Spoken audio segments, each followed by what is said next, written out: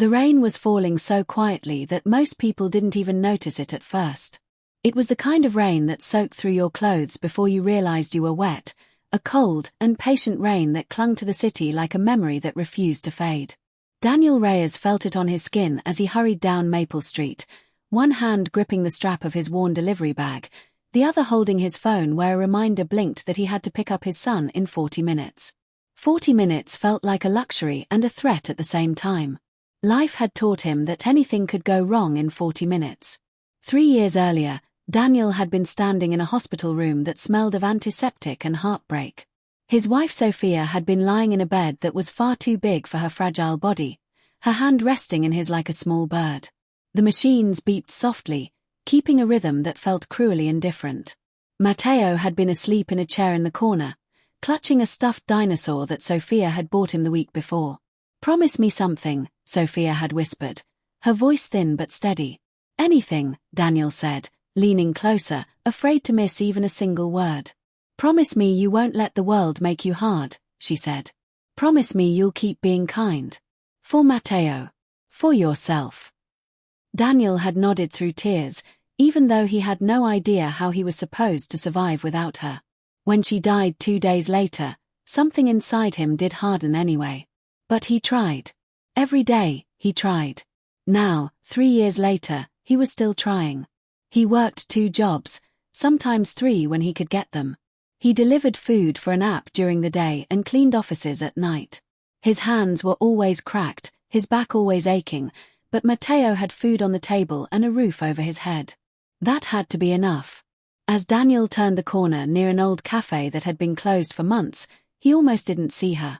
She was sitting on the sidewalk, leaning against the brick wall, her head bowed like she was praying. Her dark hair was damp from the rain, sticking to her pale face. At first, Daniel thought she was just another exhausted commuter taking a break. The city was full of people who looked like that. But then she tried to stand, and her knees buckled. She let out a small, broken sound that cut through the noise of traffic. Daniel stopped.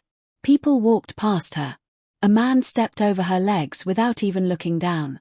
A woman glanced and then quickly looked away, as if afraid that seeing her might somehow infect her own life with trouble. Daniel felt something tighten in his chest. He thought of Sophia in that hospital bed, of how vulnerable she had been, of how desperately he had wished for the world to be kinder. He set down his bag and knelt beside the woman. "Hey," he said gently. "Can you hear me?" Her eyes fluttered open. They were a deep, striking brown, but right now they were dull with pain and fear. I don't feel right," she whispered. Her hand pressed against her side, where a dark stain was spreading through her coat. Daniel's breath caught. "You're bleeding," he said. "I think something is wrong," she murmured. "Please." That one word was all it took. Daniel didn't stop to think about his schedule, or the fact that he didn't have money for emergencies, or how carrying a stranger through the rain might look. He slid one arm under her shoulders and the other under her knees. She was lighter than he expected, but the weight still strained his already tired muscles. "I'm going to take you to the hospital," he said. "Just hold on, okay?" She nodded weakly, her head resting against his chest. He could feel her breathing, shallow and uneven. The rain soaked them both as he started to run. The hospital was 6 blocks away. 6 blocks that felt like miles. Every step sent a jolt of pain up Daniel's legs, but he didn't slow down. He kept talking to her, telling her his name, telling her about his son, telling her anything that might keep her awake. She answered sometimes, her voice barely more than a whisper. "My name is Evelyn," she said at one point. "I don't want to die." "You won't," Daniel said, though he had no idea if that was true. "Not today." By the time he reached the hospital doors, his lungs were burning and his arms were trembling. He pushed through the entrance, shouting for help. Nurses rushed toward them, their faces snapping into professional focus as they saw the blood. "She collapsed," Daniel said, breathless. "She needs help." They took her from him quickly, laying her on a gurney and rolling her away. For a moment, Daniel just stood there, his arms still curved as if she was still in them. His jacket was soaked through, heavy with rain and blood. A nurse touched his arm. "You should sit down," she said gently. Daniel sank into a plastic chair, his heart still pounding. He didn't know who Evelyn was. He didn't know why she had been bleeding on the sidewalk. All he knew was that he had done what he couldn't not do. And somewhere deep inside him, a voice that sounded like Sophia whispered that kindness always matters, even when the world doesn't notice. Chapter 2. The waiting room was too bright and too quiet at the same time. The fluorescent lights hummed overhead, and a television in the corner played a news channel with the sound turned off. Daniel sat with his hands clasped between his knees, staring at the floor as if answers might be hidden in the scuffed tiles. Minutes stretched into something that felt like hours.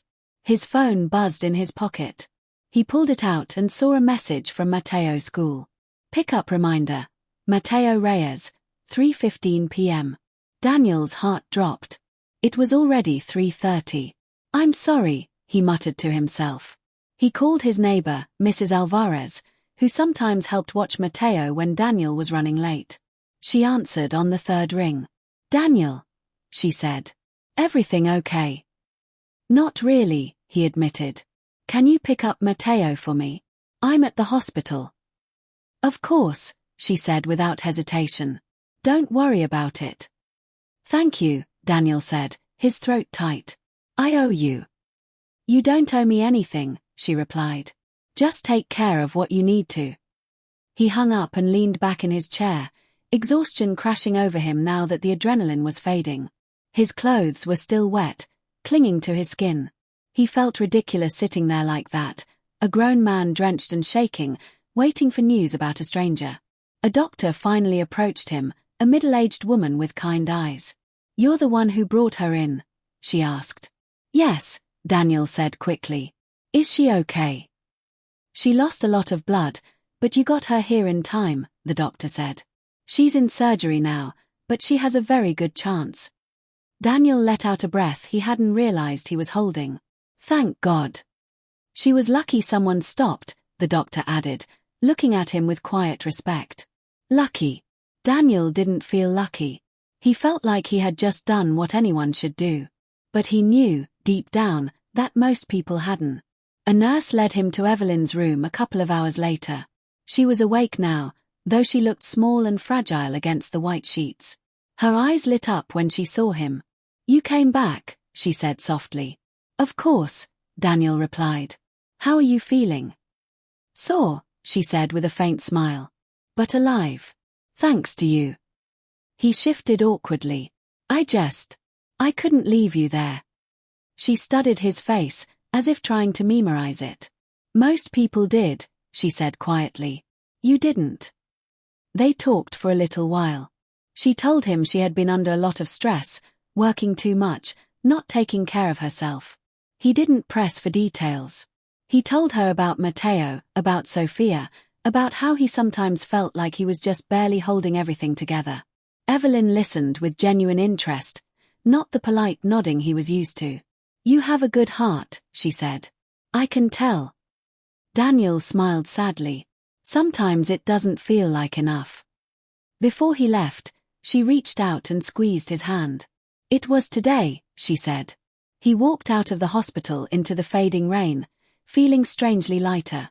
He didn't know it yet, but that simple moment of kindness was about to change his life in ways he could never have imagined. Chapter 3. The next morning, Daniel woke up sore and tired, but life didn't care. Mateo needed breakfast, and school, and a dad who smiled even when he felt like collapsing. Daniel walked him to school, kissed the top of his head, and then headed out to start his deliveries. The city looked the same as always, grey and busy, indifferent to individual stories. Daniel was just another man with a backpack, weaving through crowds. That was when the black SUVs pulled up. They parked in a line along the curb, sleek and intimidating. Men in dark suits stepped out, their movements precise. People stopped and stared. Daniel felt a chill creep up his spine. One of the men approached him. Daniel Reyes? He asked. Yes, Daniel said cautiously. You need to come with us. Why? Daniel asked, his heart starting to race. It's about the woman you brought to the hospital yesterday. Murmurs spread through the small crowd that had gathered. Someone lifted a phone to record. Daniel felt suddenly exposed, like a bug under a microscope. "I didn't do anything wrong," he said. "I helped her." "You interfered with a protected individual," the man replied. "There are protocols." "Protocols?" Daniel repeated. She was bleeding on the sidewalk. The man didn't answer. Two others stepped closer, and Daniel realized he didn't have a choice. They guided him into one of the SUVs. As the door closed, he thought of Matteo sitting in class, unaware that his father was being taken away. They drove to a towering glass building downtown. Inside, Daniel was led into a room that felt cold and formal. A woman in an expensive suit sat at a long table, looking at him as if he were a problem to be solved. "You caused a significant security breach," she said flatly. "Do you understand that?" "I saved her life," Daniel replied, his voice trembling with anger. "That's all I did." "You exposed her to danger," the woman said. "You had no authorization to touch her." Daniel stared at her in disbelief. She was dying. "And now you will face the consequences of your recklessness," the woman replied. Fear and humiliation washed over him. He thought of how hard he worked just to survive, of how easily everything could be taken away. Cameras flashed outside as he was escorted out of the building. The narrative was being written without him. Chapter 4. The door to the room suddenly opened, and a familiar voice cut through the tension. "Stop." Everyone turned. Evelyn stood there, no longer weak or pale, but strong and composed. Her eyes went straight to Daniel. "What is he doing here?" The woman in the suit stammered.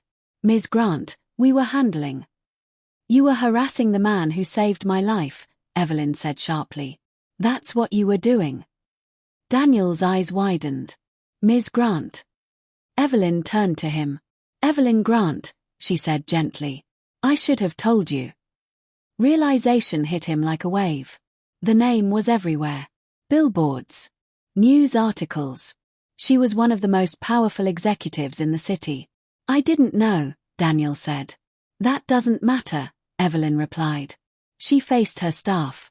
"This man acted with courage and compassion. If any of you think that deserves punishment, you're in the wrong business." Silence filled the room. Evelyn stepped closer to Daniel. "You carried me through the rain when no one else would. You didn't ask who I was or what I was worth. You just helped. That is something I will never forget." Tears burned in Daniel's eyes. "I'm sorry," Evelyn continued, her voice thick with emotion. "You deserved gratitude, not fear." The story shifted overnight. Headlines changed. The truth came out. And Daniel Reyes was no longer a suspect, but a hero.